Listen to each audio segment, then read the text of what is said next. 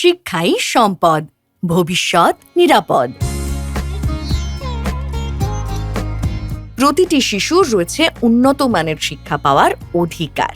সারা বাংলা জুড়ে সরকারি স্কুলগুলোকে আরও উন্নত শিক্ষার জন্য তৈরি করা হবে।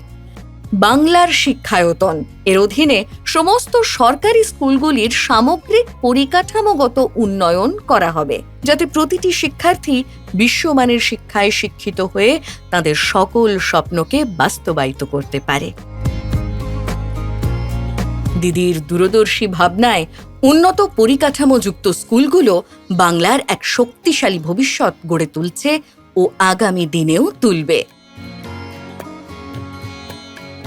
দিদির 10 প্রতিজ্ঞায় উন্নয়ন হবে আমার বাংলায়।